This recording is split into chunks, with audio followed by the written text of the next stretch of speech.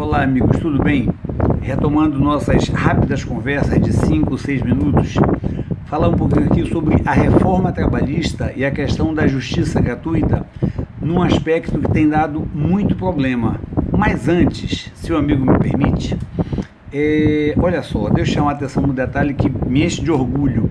Eu e o professor Hamilton Lucena estamos oferecendo um curso que será agora nesse mês de novembro, sobre prática trabalhista, prática de audiência e cálculo trabalhista. Serão 2 dias de curso, né? A inscrição é apenas 1 quilo de alimento não perecível. E muito orgulho, informo o seguinte: já enchemos uma turma, esgotaram as vagas, 80 vagas na primeira turma. Para poder atender mais gente, abrimos uma segunda turma, também com 80 vagas, já estão 70 preenchidas, ou seja, isso nós abrimos ontem, né? Então, no segundo dia, já estamos completando a segunda turma. E muita gente tem perguntado por que esse curso é voltado para advogado iniciante. É porque, na verdade, o que acontece esse pessoal iniciante precisa mais qualificar, porque esse pessoal estudou por uma CLT e quando chegou para começar a prática, já pegou uma CLT completamente diferente. Então, esse pessoal precisa de um pouquinho mais de atenção nesse começo para depois poder, claro, caminhar sozinho. Mas a ideia básica é essa aí, tá? Mas no nosso assunto aqui, olha lá, reforma trabalhista e a justiça gratuita. O que acontece? Como sempre, eu vou subindo a tela com o roteirozinho aqui, tá? A CLT, no artigo 790, parágrafo 3º, diz, como muito próximo do que dizia antes, que o juiz pode deferir de ofício a gratuidade para aquele que receba salário igual ou inferior a 40% do limite máximo dos benefícios do regime geral da Previdência Social. Antes era que recebesse menos do que 2 salários mínimos. Só mudou isso, mas é até aproximadamente igual.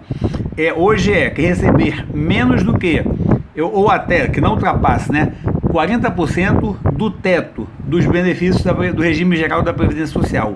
Esse teto hoje é no valor de R$ 6.645,80, está aí na tela. 40% disso, R$ 2.258,32. Então, quem recebe até esse valor mensal, R$ 2.258,32, ou se estiver desempregado, por óbvio, o juiz pode, de ofício, deferir o benefício da justiça gratuita. Bacana. Não é isso que dá problema. Isso está expresso na lei, isso não dá problema. O problema é o seguinte: e se receber mais do que isso? Aí a gente cai no artigo 790, parágrafo 4º da CLT, que diz assim: a parte que comprovar insuficiência de recursos para o pagamento das custas terá também o benefício da justiça gratuita. A parte que comprovar. E é isso, essa palavrinha comprovar, que tem gerado muita dúvida, geralmente por falta de conhecimento de como foi que essa matéria evoluiu, como foi que o entendimento dos tribunais evoluiu sobre essa matéria. Mas olha só, amigo, pense bem comigo, essa questão de comprovar a insuficiência de recursos, isso não é novidade, isso já estava e ainda está na Constituição Federal. Veja lá, desde 1988, o artigo 5º, inciso 74 da Constituição Federal, já prevê que o Estado prestará assistência jurídica integral e gratuita aos que comprovarem insuficiência de recursos. Ou seja, essa exigência que a CLT faz de comprovar insuficiência de recursos não é novidade. A Constituição faz a mesma exigência desde 1988, já exige ao que comprovar insuficiência de recurso. Pois bem, então olha lá, vamos ver como é que se firmou a interpretação da Constituição sobre o tema, porque se eu tiver a interpretação da Constituição, eu tenho a da CLT, já que repete a mesma coisa. Olha lá, em 2002, amigos, 2002, então já faz um bocado de tempo, o Supremo Tribunal Federal pacificou o entendimento sobre o tema. Eu até transcrevi, achei que valia a pena, transcrevi aí a ementa do Supremo. Olha lá. Assistência judiciária gratuita, pessoa jurídica.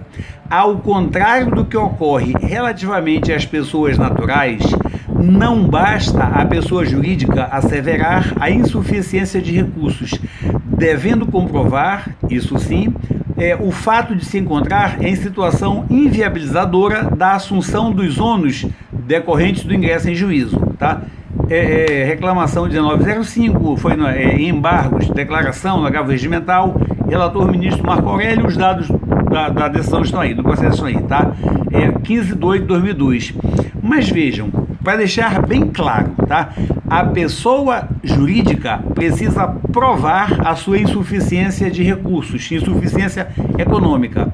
A pessoa natural não, basta que ela declare. Não havendo nada nos autos que indique em contrário, presume-se que essa declaração é verdadeira.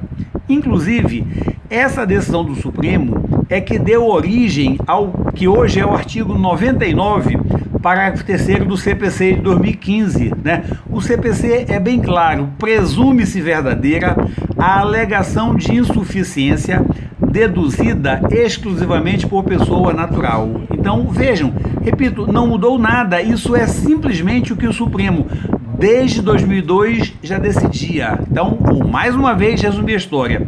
As pessoas jurídicas devem comprovar a sua hipossuficiência, mas as pessoas naturais, a declaração de que são hipossuficientes deve ser presumida como verdadeira, salvo se nos autos houver elementos que indiquem o contrário.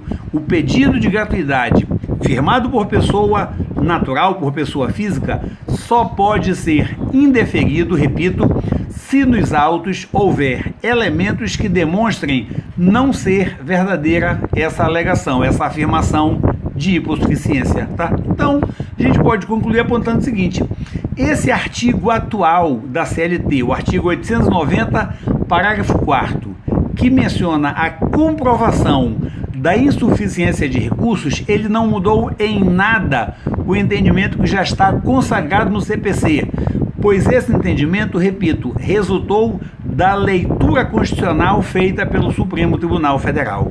E eu, inclusive, finalizo, meus amigos, chamando a atenção para o seguinte: vejam só, agora, recente, este ano de 2018, o TST, numa situação concreta, em que o reclamante, enquanto trabalhava, já estava desempregado, mas enquanto trabalhava, ganhava mais de 40 mil reais. O reclamante declarou a sua hipossuficiência.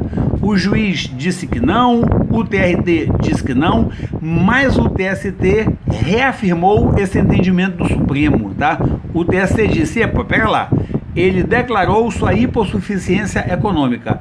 Como não existe nada nos autos apontando em sentido contrário, presume-se que essa afirmação é verdadeira. Então, amigos, olha, de modo concreto e concluindo agora, você, no processo, você na sua petição inicial apontou essa hipossuficiência econômica do reclamante. O juiz negou porque disse que o reclamante tinha que provar. Recorra alegando que isso viola a Constituição Federal, isso viola o artigo 99, parágrafos 3º e 4º do CPC. Recorra ao TRT e, se for vencido no TRT, recorra ao TST, porque você tem enorme chance de sair vencedor. Meus amigos, o recado era esse. Até uma próxima oportunidade. Valeu!